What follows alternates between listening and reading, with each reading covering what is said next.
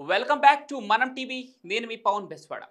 ప్రపంచంలో drone technology అనేది అధికమవుతూ వస్తుంది. ఆధునిక యుద్ధాల్లో వీటి పాత్ర అధికంగా ఉండటం కోసం వీటిని రూపొందిస్తున్నారు.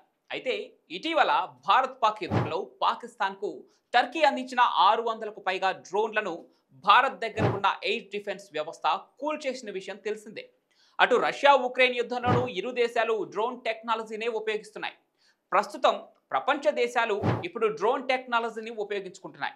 మరి ప్రపంచంలోనే అత్యంత ప్రమాదకరమైన డ్రోన్లు ఉన్న దేశాలేంటో ఇప్పుడు తెలుసుకుందాం. ప్రపంచంలోనే అత్యంత ప్రమాదకరమైన డ్రోన్లు కలిగిన దేశాల్లో అమెరికా మొదటి స్థానంలో ఉంది. అమెరికా వద్ద ఉన్న ఈ MQ-9 రీపర్ డ్రోన్ ప్రపంచంలోనే అత్యంత ప్రమాదకరమైన అధునాతనమైనటువంటి డ్రోన్.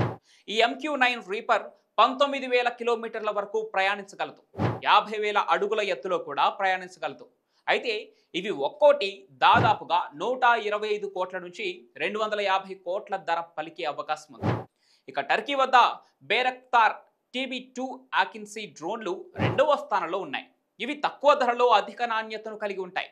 ఈ డ్రోన్లని పాకిస్తాన్కు టర్కీ చేరవేయగా భారత్ వాటిని కూల్చివేసింది. డ్రోన్ టెక్నాలజీలో చైనా మూడవ స్థానంలో ఉంది. చైనా వద్ద ప్రత్యేకమైన వింగ్లూమ్ 2 మీడియం ఆల్టిట్యూడ్ లాంగ్ డ్రోన్ ఉంది. దీన్ని నిఘా వ్యవస్థలను కనుగొంటుంది.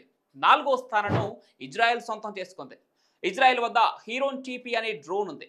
12.5 కిలోమీటర్ల ఎత్తు వరకు ఇది ప్రయాణిస్తుంది. ఈ డ్రోన్లను 27 గంటల వరకు ఏకధాటిగా ఆపరేట్ చేయవచ్చు కూడా. ఇక ఈ డ్రోన్లనే భారత్ కొనుగోలు చేసింది. ఇక డ్రోన్ టెక్నాలజీలో భారత్ 5వ స్థానంలో ఉంది.